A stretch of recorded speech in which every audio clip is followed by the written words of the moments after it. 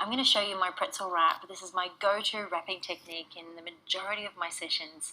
I love how it wraps the baby up nice and secure, but still allows you to see their little hands and feet. So I use this wrapping technique sometimes on my posing bag, but in the majority of the time using props like this, bowls, buckets, and my nests, where I can place the baby in the center, nice and curly, and create a bit of a feature around the outside of them. So I'm going to line the prop with my cloth nappies, use a little bit of my wool batting to sort of make it nice and soft and tuck that in, and then I'm going to use this long sort of stretchy knit wrap to show you how I do my pretzel wrap. But first, let's line our prop with our cloth nappies. Curling them over to create that support around the outside is a great way for babies to feel secure and prevent them from coming into contact with the edge of the bowl.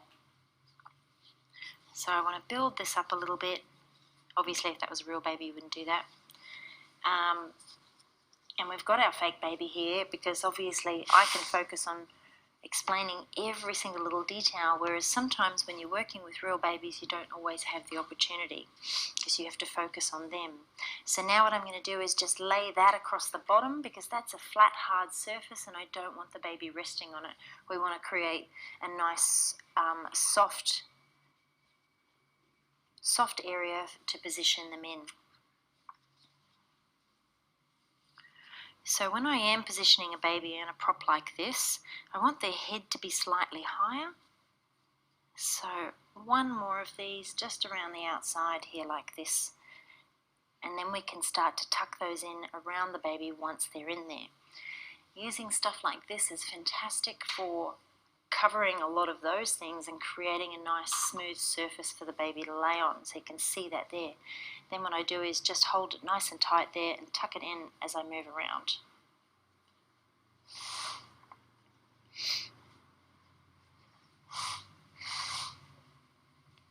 It really is quite a simple setup and something that's really effective.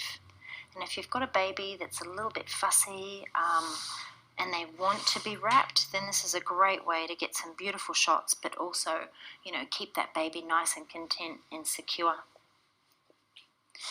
So I'm tucking this in with my hand in the center so the wraps, cloth nappies stay in place. Once the baby's in there, we can tidy that up a little bit.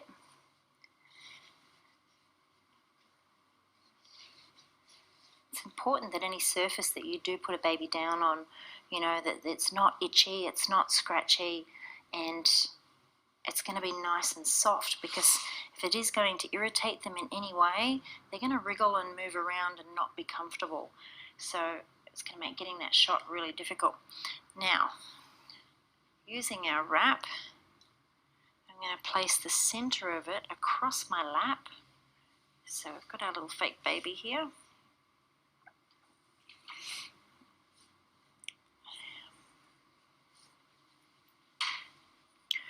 So when I place the baby down on top of the wrap in my lap, I want to make sure that the wrap doesn't come down behind those hips.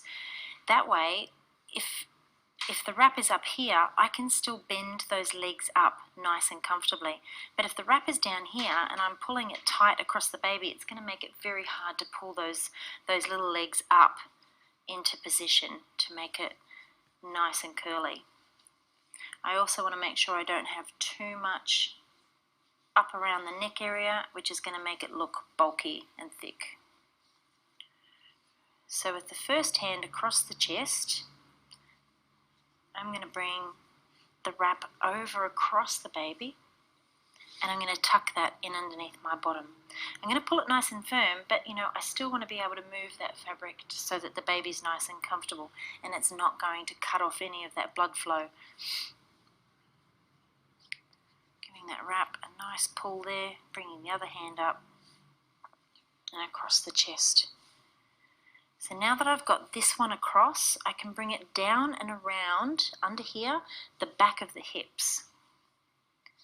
So I'll bring those legs up into position, around the back of the hips,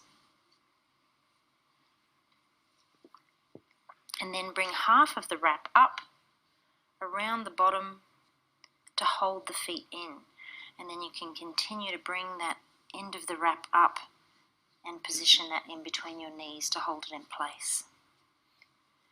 This side of the wrap I'm going to bring around their bottom again, around that lower back, that hip area. You can see I'm moving my hands and swapping them out. The fingers are nice and flat to keep those legs in place. And if at any point I need that extra support, I can lean forward and use my belly as well to help hold the baby in position. So you can either continue and tie that off underneath the back of the head, but what I like to do is continue to bring that end of the wrap around to the side and then tie it off over here.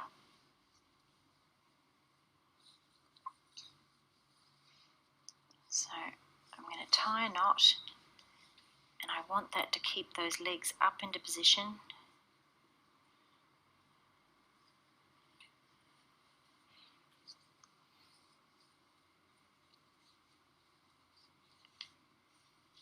So you can either tuck that away, or you can use that sort of end of the wrap to create a bit of a feature as well. Pop a hat on just to finish it off.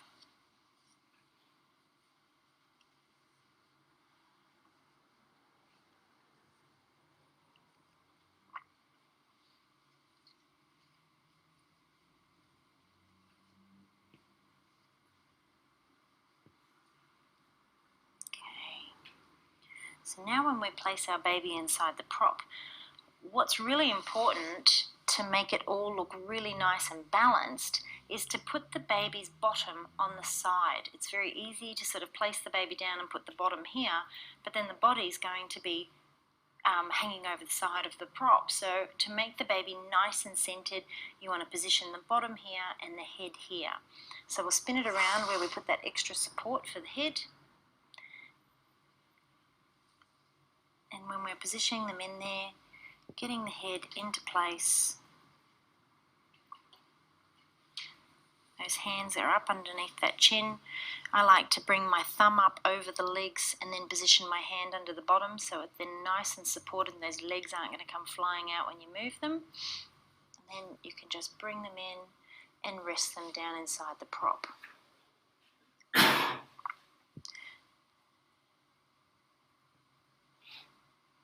So adjusting those little legs there. Bring that fabric up.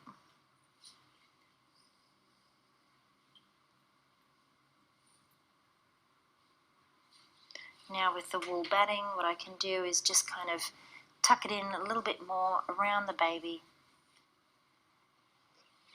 so it's a bit smoother. If the baby needs any extra support under the head,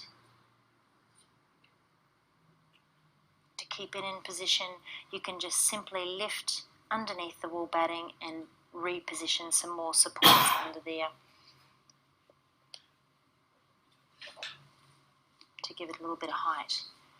So I've got the baby's head turned with the chin to the side, and that's going to create a curlier look for you when you're shooting down on top of the baby.